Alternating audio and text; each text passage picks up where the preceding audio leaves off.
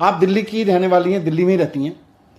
आप जरा दिल्ली में घूम लीजिए, आप देख लीजिए कि भारतीय जनता पार्टी के नगर निगम ने पूरी दिल्ली को कितना गंदा करके रखा हुआ है।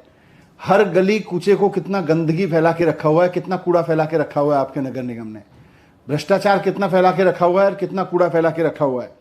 अगर हिम्मत है तो चुनाव का सामना करके दिखाओ। दिल्ली की जनता इस बार आपको 10 सीट भी दे दे तो बहुत बड़ी चीज है। आपको भी इस बात का पता है कि इस बार दिल्ली की जनता भारतीय जनता पार्टी को नगर निगम में 10 सीट भी नहीं देने वाली है, इसीलिए आप चुनाव से भाग रहे हो। तो दूसरी चीज मैं कहना चाहता हूं, चुनाव से भागो मत, हिम्मत है तो चुनाव लड़के दिखाओ। ये चुनाव आयोग को धमका के, चुनाव आयोग को ऊपर दबाव बना के आपने जो चुनाव टालने की कोशिश की है, उसको रुकवाया है, ये ठीक नहीं है।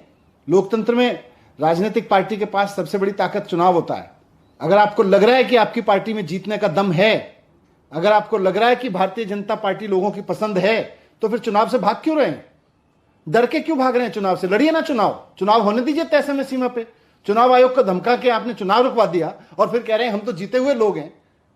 आप डरे हुए लोग हैं, आप भागे हुए लोग हैं, आप चुनाव से भाग रहे हैं।